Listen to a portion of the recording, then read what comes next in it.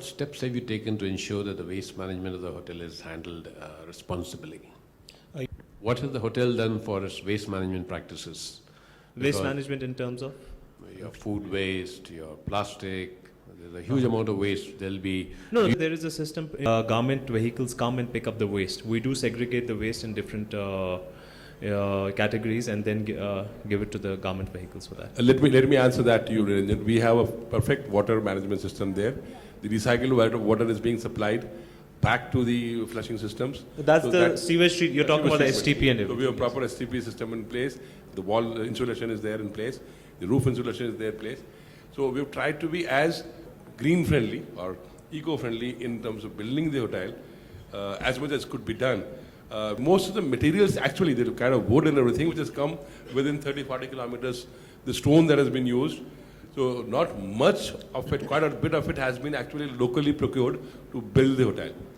If you see the stones or the wood is all local.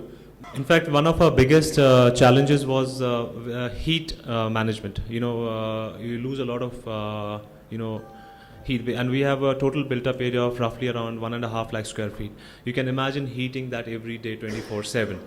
And outside temperature is -25. Inside, you have to maintain almost 23. So there's a variation of 50 degrees.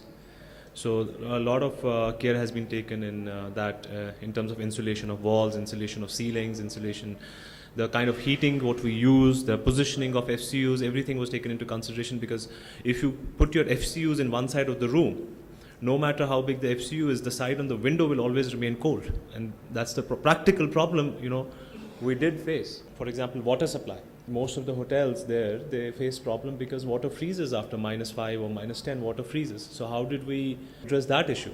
And there isn't I don't think there's any other place in India or hotel of such magnitude in India where you have such problems. Or sewage.